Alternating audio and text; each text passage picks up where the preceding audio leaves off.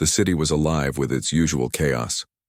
Cars honked impatiently at red lights, street vendors shouted to attract customers, and the faint hum of distant sirens echoed through the air.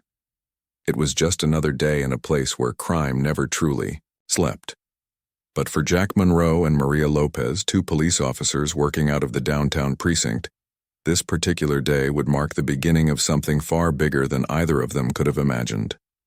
Jack Monroe was a man who had seen too much. At 45 years old, his dark hair was streaked with gray, and the lines on his face told stories of long nights spent chasing leads that often led nowhere. He wasn't the kind of cop who smiled easily or cracked jokes. Instead, he carried himself with a quiet seriousness, always focused on the job. His partner, Maria Lopez, couldn't have been more different. She was younger, in her early 30s, with curly black hair pulled back into a tight bun and an energy that seemed to fill any room she entered. Where Jack was cautious, Maria was bold, and their partnership worked because they balanced each other out. That evening, the two sat side by side in the dimly lit office they shared. Papers were scattered across their desks, along with empty coffee cups and half-eaten sandwiches. They had been assigned to investigate a string of disappearances over the past few weeks. All the victims had one thing in common. They were small-time criminals who had recently been released from prison. Some had served time for theft, others for drug possession, but none of them were violent offenders. Their sudden vanishing acts didn't make sense, and no one seemed to care enough to look into it deeply, except Jack and Maria. "This doesn't feel right," Maria said, leaning back in her chair and crossing her arms. Her voice carried a mix of frustration and curiosity. "People don't just disappear like this, not all at once." Jack nodded slowly, his eyes scanning the case files spread out before him. "You're right. Something's off here, but we don't have much to go on." He tapped a finger against one of the photos pinned to the bulletin board, a grainy image of a man named Eddie Ray, the first reported missing. No witnesses, no ransom demands, nothing.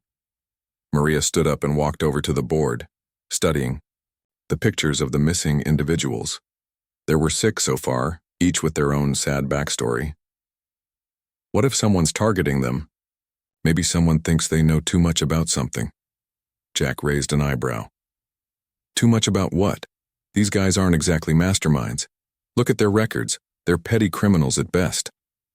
"I'm not saying they're smart," Maria replied, turning to face him, "but maybe they stumbled onto something without realizing it. Accidents happen." Before Jack could respond, the sound of footsteps approaching their door interrupted their conversation. A young officer poked his head inside, holding a folded piece of paper. "Hey, Monroe Lopez," he said, stepping in. "This came for you. Anonymous tip-off dropped off at the front desk." Jack took the note and unfolded it carefully. The handwriting was messy, almost rushed, as if the writer had been in a hurry. It read, "Check internal affairs.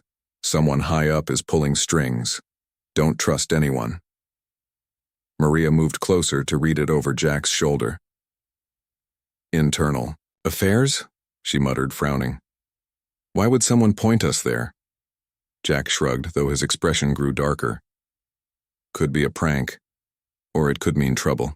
"Well," Maria said firmly, "we won't know unless we check it out." They decided to start by reviewing recent cases handled by the Internal Affairs Division. If someone within the department was involved in whatever was happening, there might be clues buried in the paperwork. For hours, they sifted through reports looking for anything unusual. Most of the cases seemed routine. Complaints against officers, investigations into misconduct. But then they stumbled upon something odd. Charles Whitaker, the head of Internal Affairs, had authorized several pardons for minor offenders in the Yaoi past month. On its own, this wasn't suspicious. Pardons happened occasionally. What caught their attention was the pattern. Every single person Whitaker had helped release was now among the missing. "Coincidence?" Maria asked, tapping her pen against the desk. "Not likely," Jack replied, rubbing his temples. "But why would Whitaker do this? And where are these people now?" Determined to find answers, they dug deeper. Using their access to department databases, They pulled up surveillance footage from areas near the last known locations of the missing individuals. One clip showed a black sedan parked outside a rundown apartment building where one of the victims had lived. The car stayed there for nearly an hour before driving away. Zooming in on the license plate, they traced it back to a rental agency and discovered that the vehicle had been rented under Charles Whitaker's name. "This can't be good," Maria whispered, staring at the screen. "No," Jack agreed. "It's not." Their next step was to observe Whitaker discreetly. Over the following days, they followed him during his daily routine. He appeared normal enough at first glance, attending meetings and reviewing files in his office. But late one night, when most of the precinct had emptied out, Whitaker slipped out of the building and drove to a secluded industrial area on the edge of town. Jack and Maria tailed him from a safe distance, watching as he met with a group of men dressed in suits. They exchanged briefcases and spoke in hushed tones before parting ways. "What do you think they were talking about?" Maria asked quietly, as they sat in their unmarked car, binoculars in hand. "I don't know," Jack admitted, "but I doubt it's anything legal." Back at the precinct the next morning, Jack and Maria discussed their findings. They knew they needed concrete evidence before accusing someone as powerful as Whitaker. Going after him without proof would only end badly for them. Still, the pieces were starting to come together, or at least they thought they were. As they prepared to leave for the day, Maria paused by the door. "Do you ever wonder how deep this goes?" she asked, glancing back at Jack. He sighed, grabbing his coat. "Deeper than we probably want to know." And with that, they stepped out into the cool night air, unaware of how much their lives were about to change. The next morning, Jack Monroe and Maria Lopez arrived at the precinct early. The sun had barely risen, casting a pale orange glow over the city streets. Most of their colleagues weren't in yet, which suited them just fine. They needed time to think, to plan their next move without distractions. Their discovery of Charles Whitaker's involvement, or at least his suspicious behavior, had left them uneasy. Something big was happening, and they were determined to uncover the truth. Maria sat at her desk, scrolling through the surveillance footage they had gathered. She replayed the clip of Whitaker meeting with those men in suits, studying their faces frame by frame. "We need to figure out who these guys are," she said, pointing at the screen. "If we can identify even one of them, it might lead us somewhere." Jack nodded, sipping from a fresh cup of coffee. "Agreed. But we also need to be careful. If Whitaker catches wind that we're onto him, he'll shut us down before we can blink." As they worked, Daniel Hayes, the tech-savvy analyst from the cybercrime division, walked into their office. He was a wiry man in his mid-30s with glasses perched on his nose and a laptop bag slung over his shoulder. "Morning," he greeted, setting his bag down. "I heard you two needed some help cracking something?" Maria smiled faintly. "You could say that. We've got encrypted files from a laptop confiscated during one of our investigations. Thought you might be able to take a look." Daniel raised an eyebrow but didn't ask questions. Instead, he pulled up a chair and plugged his laptop into the precinct's network. Within minutes, he was typing furiously, his fingers flying across the keyboard. Jack and Maria watched as lines of code scrolled across the screen, waiting anxiously for results. After what felt like hours, Daniel leaned back in his chair with a satisfied grin. "Got it," he announced. "It wasn't easy. This encryption is military grade, but I managed to break through." "What's in there?" Maria asked, leaning forward. Daniel opened a series of documents, each filled with technical jargon and diagrams. At first glance, it seemed like gibberish, but as they read further, patterns began to emerge. References to Project Eclipse appeared repeatedly, along with mentions of experimental drugs, neural implants, and something called subject conditioning. "This looks bad," Jack muttered, rubbing his chin. "Really bad." Maria nodded, her face pale. "What kind of project involves all this? And why would someone erase evidence of it?" Daniel shrugged. "Your guess is as good as mine, but whatever it is, it's not legal. Not even close." Determined to piece together more information, Jack and Maria decided to revisit the case, files of the missing individuals. This time they focused on their medical records, looking for anything unusual. What they found sent chills down their spines.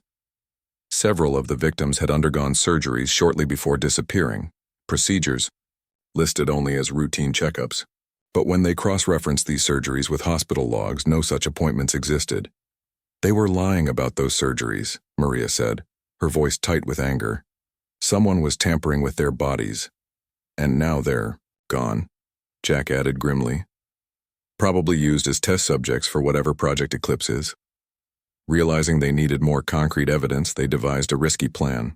That night, under the cover of darkness, they returned to the industrial area where they had followed Whitaker days earlier. Armed with flashlights and cameras, they scoured the empty warehouses, searching for clues. It was slow, painstaking work, but they refused to give up. Finally, in one of the buildings, they struck gold. Hidden behind a false wall was a small room filled with computers and filing cabinets. Jack carefully pried open one of the drawers and pulled out a stack of documents. As he flipped through them, his heart sank. The papers detailed experiments conducted on human subjects, complete with names, dates, and notes on their progress, or lack thereof. These people aren't just missing, Jack said quietly, holding up one of the pages. They're prisoners. Lab rats. Maria snapped photos of everything they found, knowing they couldn't take the originals without raising suspicion. When they were done, they slipped back out into the night, both shaken by what they had uncovered. The next day they shared their findings with Daniel, who helped them connect the dots. According to the documents, Project Eclipse was being funded by shadowy government contractors, with Whitaker acting as a middleman. His role was to supply test subjects by pardoning low-level criminals and then handing them over to the program. Once inside, the subjects underwent brutal procedures designed to enhance physical and mental capabilities, but many didn't survive. It's monstrous, Maria whispered, staring at the photos on her phone. How could anyone do this? Money and power, Jack replied bitterly. That's all it ever comes down to. Despite the weight of their discovery, they knew they couldn't stop now. They had proof, but proving it meant taking on forces far beyond their control. Still, they vowed to see it through. For the victims, for justice, and for themselves. Over the next few days, they continued gathering evidence, piecing together a timeline of events that implicated Whitaker and others higher up the chain. Every step brought them closer to the truth, and closer to danger. Whitaker began acting strangely, glancing over his shoulder and avoiding eye contact whenever he passed them in the halls. It was clear he suspected something. One evening, as they prepared to leave the precinct, Whitaker appeared in their doorway. His expression was calm, almost friendly, but there was a hardness in his eyes that made Maria's skin crawl. "Monroe, Lopez," he said smoothly. "Mind if I have a word?" Jack exchanged a wary glance with Maria before nodding. "Sure, what's up?" Whitaker stepped inside, closing the door behind him. "I've been hearing rumors," he began, his tone casual but laced with warning, "about certain officers sticking their noses where they don't belong. You wouldn't happen to know anything about that, would you?" Maria forced herself to stay calm, though her pulse raced. "Not sure what you mean, sir." Whitaker smiled thinly. "Let me make myself clear. Whatever you think you're investigating, drop it. Now. For your own sake." Jack stood up, his posture tense. "And if we don't?" The smile vanished, replaced by cold menace. "Then you'll regret it. Trust me." With that, Whitaker turned and walked out, leaving Jack and Maria alone in stunned silence. They knew they were running out of time. "We can't let him scare us off," Maria said firmly after a moment. "No," Jack agreed, his jaw tightening. "But we need to be smarter about this. One wrong move, and we're finished." Little did they know, their battle was only beginning. The tension in the precinct was thick enough to cut with a knife. Jack Monroe and Maria Lopez sat at their desks, pretending to review old case files while their minds raced over what had happened the night before. Charles Whitaker's warning, replayed in their heads like a broken record. His words had been calm but carried an unmistakable threat. Still, neither of them was ready to back down. We can't stop now, Maria said quietly, breaking the silence between them. Her voice was firm, even though her hands trembled slightly as she flipped through a folder. If we do, those people, those victims, they'll just disappear forever. Jack nodded, his eyes fixed on the wall ahead of him. He looked tired, the kind of exhaustion that came from carrying too much weight for too long. But there was fire in his gaze, a stubborn determination that refused to be extinguished. You're right, he said finally. But if we keep going, we need to cover our tracks better. Whitaker already suspects us. One wrong move, and he'll bury us. Maria leaned forward, lowering her voice even further. Then we hit him. Where it hurts. We find proof so solid he can't deny it or shut us up. Their plan began to take shape. First, they decided to focus on exposing Project Eclipse publicly. They couldn't trust anyone inside the department, not after realizing how deep the corruption ran. Instead, they would leak the evidence to someone outside the system, Rachel Meyer, a journalist known for her investigative work. She had a reputation for digging into dangerous stories and refusing to back down, no matter the cost. If anyone could help bring this nightmare to light, it was her. Before reaching out to Rachel, however, they needed more than just documents and photos. They needed undeniable visual proof, something that would shock the public into demanding answers. That meant finding one of the facilities where the experiments were taking place, using the clues they'd gathered, including addresses linked to Whitaker's meetings and locations mentioned in the stolen files. They narrowed their search to an abandoned warehouse district on the outskirts of the city. It was risky. Sneaking around such a place could easily get them caught, or worse. But they didn't have a choice. That night, armed with flashlights, cameras, and a sense of purpose, Jack and Maria drove to the area. The streets were deserted, lined with crumbling buildings and rusting chain-link fences. The air smelled faintly of oil and decay, and the only sounds were the distant hum of traffic and the occasional bark of a stray dog. They parked several blocks away, ensuring their car wouldn't draw attention, and approached the largest warehouse on foot. The building loomed above them, its windows boarded up and its walls covered in graffiti. A heavy metal door stood slightly, ajar, revealing a sliver of darkness within. Jack glanced at Maria, who nodded silently. Together they slipped inside. The interior was cavernous and eerily silent. Rows of empty crates and machinery littered the space, casting long shadows in the dim light filtering through cracks in the roof. As they moved deeper, they noticed a faint humming sound growing louder. Following it led them to another door, this one reinforced with steel and marked with a biohazard symbol. This has to be it, Maria whispered, her breath catching in her throat. Jack tried the handle. It was locked. Pulling out a small toolkit, he worked quickly, picking the lock, with practiced ease. When the door clicked open, they stepped inside and froze. What they saw made their blood run cold. Rows of hospital beds stretched across the room, each occupied by unconscious figures hooked up to machines. Tubes snaked from their arms, feeding unknown substances into their veins while monitors displayed erratic vital signs. Some of the subjects twitched involuntarily, their bodies contorted in unnatural positions. Others lay still, their faces pale and gaunt as if life itself had been drained from them. This isn't human, Maria murmured, her voice shaking. She raised her camera and began snapping pictures, capturing every detail. Jack did the same, his hands steady despite the horror unfolding before him. As they moved through the room, they found shelves stocked with vials labeled with cryptic codes and notes detailing dosages and side effects. There were also logs documenting the progress of each subject, names, ages, medical histories, all reduced to numbers and statistics. Among the files, they spotted familiar names: Eddie Ray, Marcus Cole, Sarah Dunn, the very people they had been investigating. Suddenly, a noise echoed from the far end of the room. Footsteps, heavy, deliberate, and heading straight toward them. "Hide," Jack hissed, grabbing Maria's arm and pulling her behind a stack of crates. They crouched low, hearts pounding, as two men in lab coats entered the room. One carried a clipboard, while the other adjusted the settings on one of the machines. "They're not responding well to the latest batch," the first man said, flipping through the pages on his clipboard. "Subject 7 is showing signs of organ failure." "Not surprising," the second replied grimly.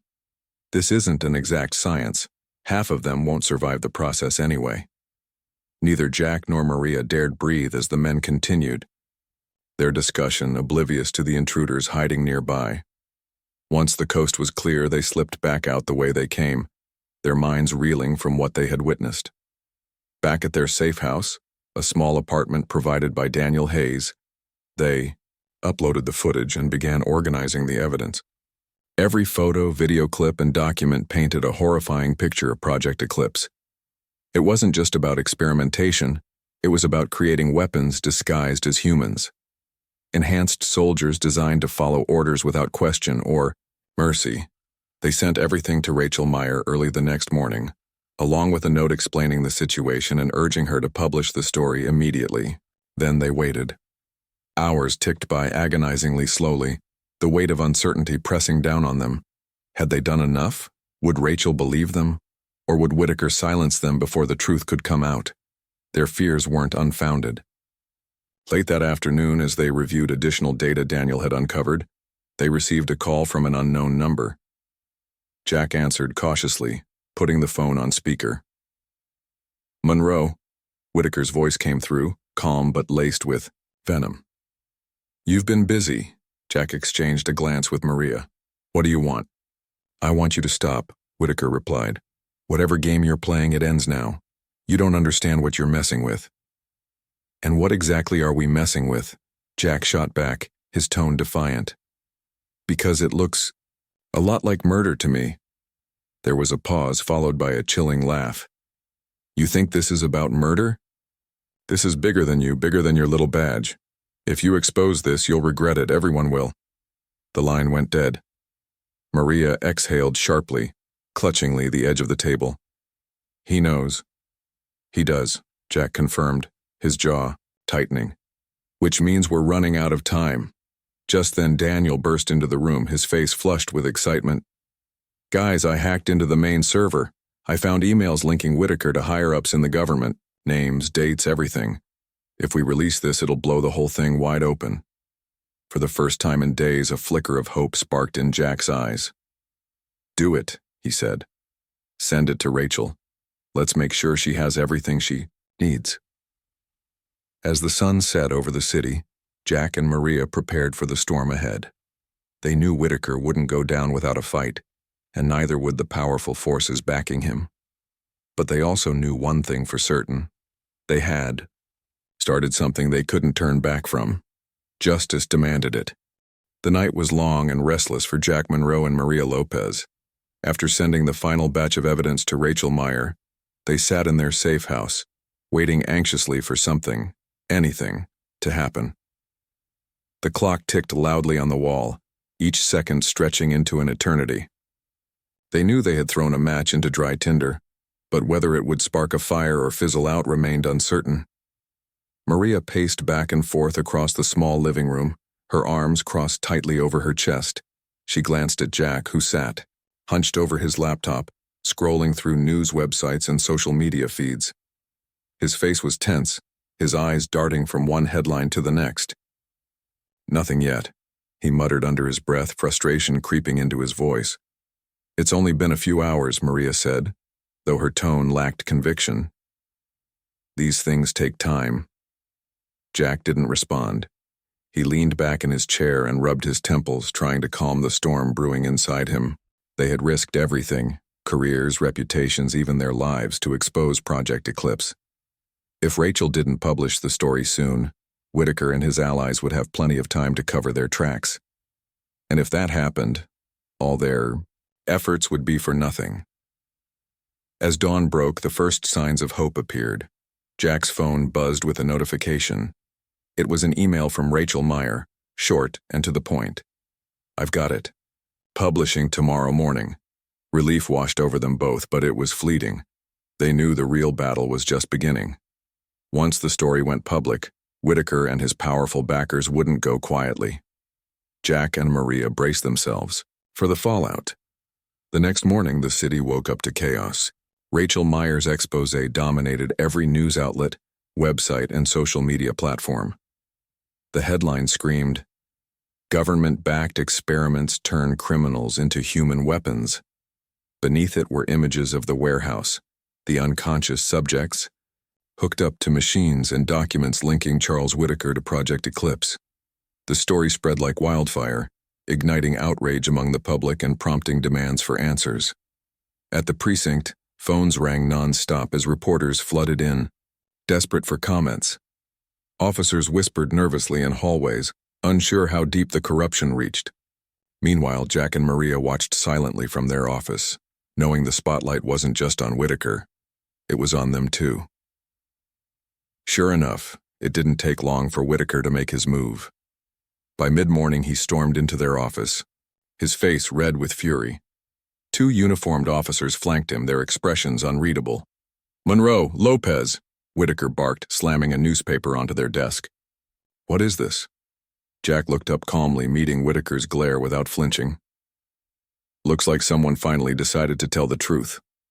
Whitaker's jaw tightened. "You think you're clever, don't you? Do you have any idea what you've done?" "I know exactly what we've done," Maria interjected, standing up to face him. "We stopped you from playing God with people's lives." For a moment, Whitaker seemed speechless. Then he smirked, a cold, calculating smile that sent shivers down Maria's spine. "You really believe this changes anything? You're just pawns in a much larger game." Before either of them could respond, the two officers stepped forward. "Sir?" one of them asked hesitantly. Whitaker nodded sharply. "Take them into custody. Charges of obstruction, leaking classified information, and conspiracy. Make sure they stay quiet." Maria's stomach dropped as the officers approached. She glanced at Jack, who gave her a subtle nod. This was it, the moment they'd been preparing for. Without hesitation, she grabbed a stapler from her desk and hurled it at the nearest officer, catching him off guard. Jack lunged toward the other, tackling him to the ground. Chaos erupted as punches flew and furniture toppled. Somehow they managed to fight their way out of the office and into the hallway. Shouts echoed behind them as more officers joined the pursuit. Adrenaline surged through their veins as they sprinted toward the exit, dodging desks and chairs along the way. Just as they reached the door, Maria pulled it open and they bolted outside, disappearing into the crowded streets. Hiding wasn't easy. Jack and Maria ditched their badges and uniforms, blending into the sea of pedestrians. They called Daniel Hayes, who arranged for a new safe house, a dingy motel room on the outskirts of the city. Exhausted and bruised, they collapsed onto the bed, catching their breath. "What now?"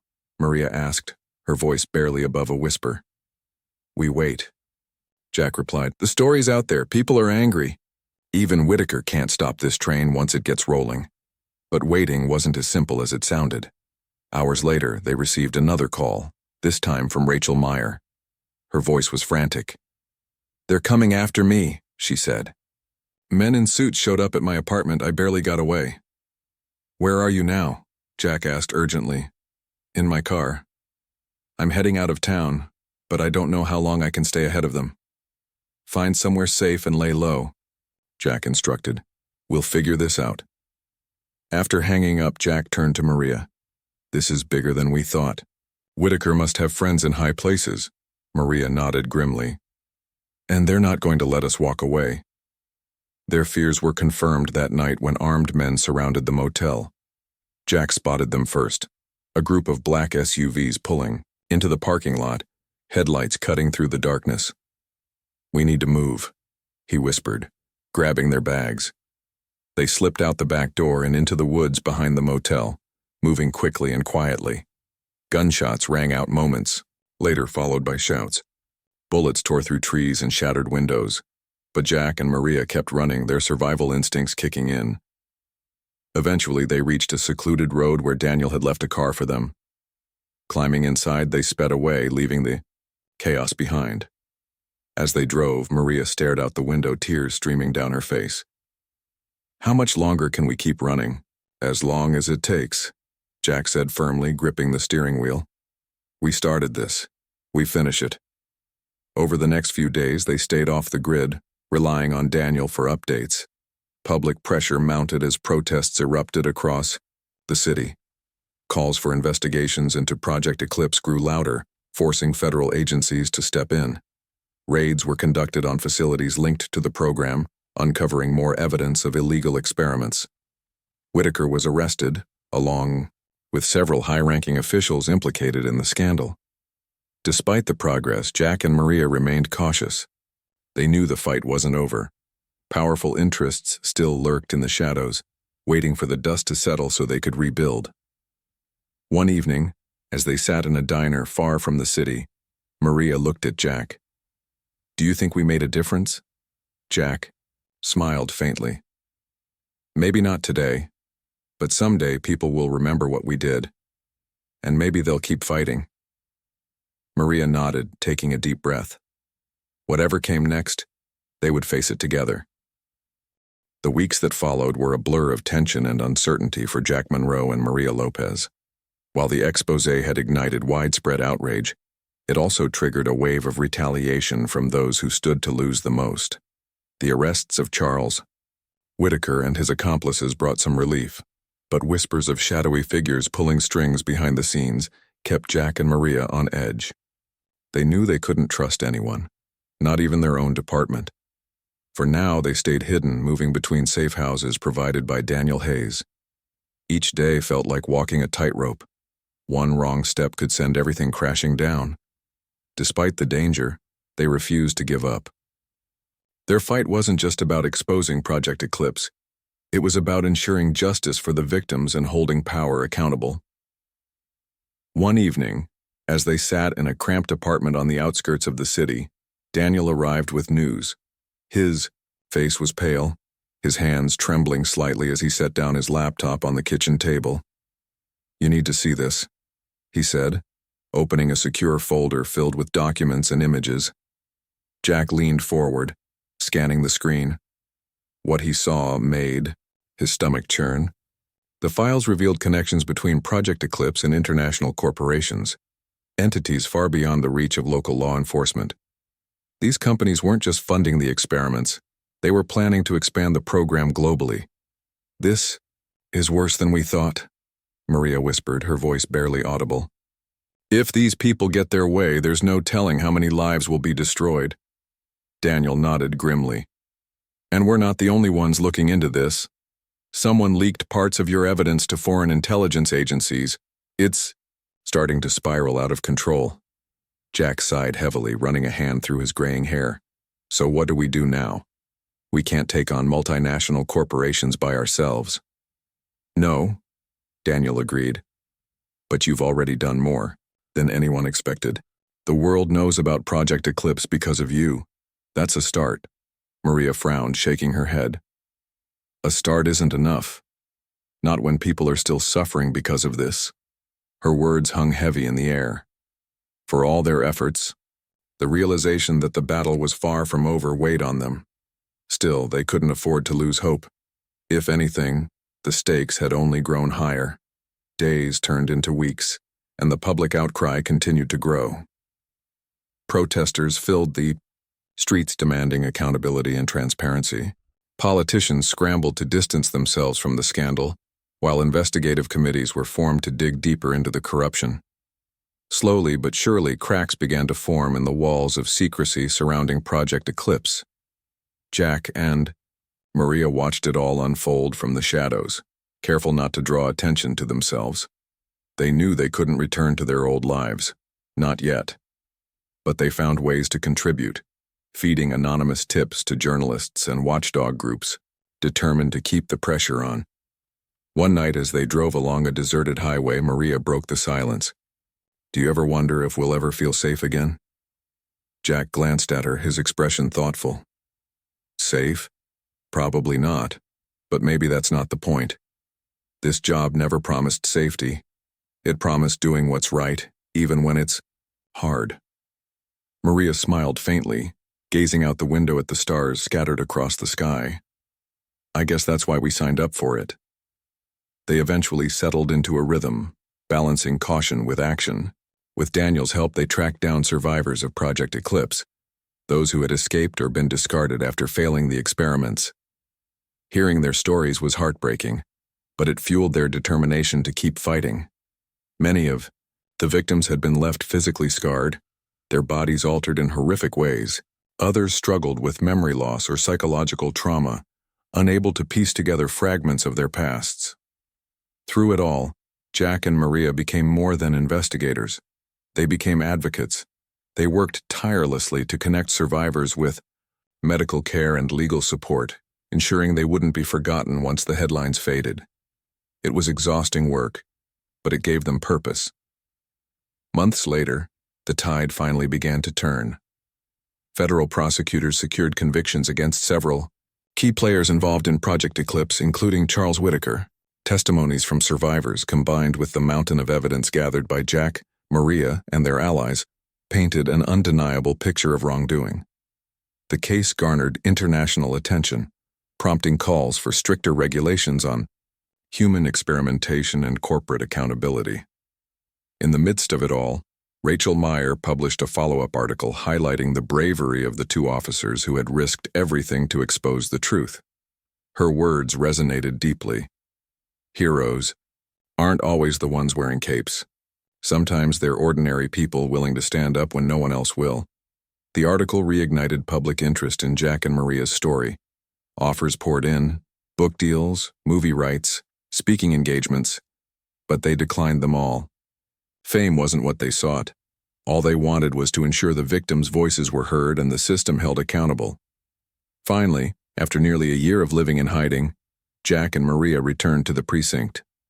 The atmosphere was different, now cleaner, quieter, almost hopeful. Officers greeted them warmly, some offering hugs, others simply nodding in respect. Whitaker's influence was gone, replaced by leaders committed to rebuilding trust within the community. Their first day back was surreal. As they walked into their shared office, they found fresh flowers on their desks. A small gesture from colleagues grateful for their courage. Maria smiled softly, brushing her fingers against the petals.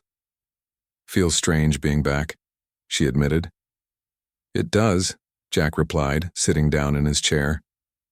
"But it's where we belong." Life didn't return to normal, not entirely.